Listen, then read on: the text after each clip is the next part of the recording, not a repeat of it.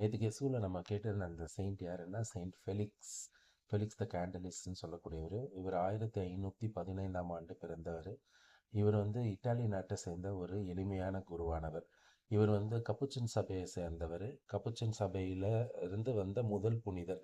எளிமை, தாழ்ச்சி, பொறுமை, பிறர் அன்பு இதில் வந்து சிறந்து விளங்கினவர்.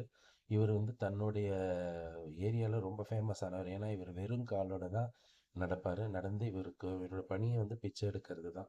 இவர் ரொம்ப பிச்சை எடுத்து அதுவும் அந்த கூட இருக்கிற சக பொருட்களுக்கு சேர்த்து அன்னைக்கு தேவையான உணவு அதெல்லாம் வந்து பிச்சை எடுத்துட்டு வந்து மற்றவங்களுக்கு சர்வ் பண்ணக்கூடியவர். தன்னைத்தானே அவர் ஒரு கழுதைன்னு சொல்லிக்கக்கூடியவர். ஏன்னா கழுதை போல வந்து சுமை சுமப்பறது மட்டும்தான் நான் லாய்க்கு, வேறு எதுக்குமே நான் லாய்க்கு இல்லைன்னு தன்னைத்தானே தாழ்த்திக்கிறது ஒருத்தலோட அவர் இருந்தார். அதே மாதிரி இவர் ரொம்ப படிப்பறிவு இல்லாததுனால இவர் வந்து ரொம்ப சிம்பிளான செர்மன் தான் பூசையில் வைப்பார். அடிக்கடி அவர் வாழ்த்து வந்து டியோ கிரேஷியஸ்ன்னு சொல்லக்கூடியது, அதாவது தேங்க்ஸ் பி டு காடுன்னு சொல்லக்கூடியது. அதே மாதிரி வாழ்க்கையில் இவர் பல சோதனைகளை வந்து சந்தித்தவர்.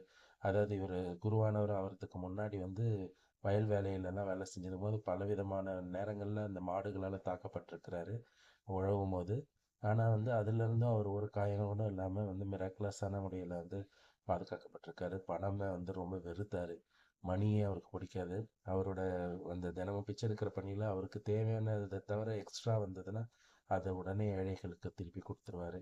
அப்படிப்பட்ட ஒரு புனிதர். அதே மாதிரி இயேசு கையில் எழுந்தின 3வது புனிதர் நமக்கு தெரிஞ்ச அந்தோனியார் சூசேப்பரை தான் நமக்கு தெரியும். இவர்கிட்டயும் வந்து அன்னை மரியாள் நேரடியாக காட்சி தந்து கிறிஸ்மஸ் அன்னைக்கு இயேசு தன்னோட கையில் கொடுத்து இவருக்கு இயேசு வச்சு மெய் மறந்து கொஞ்ச நேரம் இருந்தது அவருடைய சக துறவி பார்த்துருக்கிறாரு. அதே மாதிரி இவரோட மரணம் ரொம்ப ரொம்ப மகிமையான மரணம். இவர் 1887 இறக்குறாரு. எந்த அளவுக்கு கூட்டம்னா ஒரு நாடுலேருந்து இப்போ எல்லா பேர் வந்து அந்த அந்த மடத்துக்குள்ள மற்ற சக குருக்கள் உள்ளே போகவே முடியாத அளவுக்கு வந்து கூட்டம் அலமோதி அவங்கெல்லாம் அந்த கார்டன் வழியாக எகிரி குச்சி தான் அவங்க ரூமுக்கே போகிற மாதிரி இருந்தது. அந்த அளவுக்கு ஒரு பெரிய புனிதர்.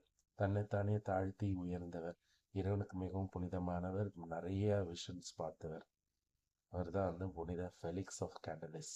Price the Lord.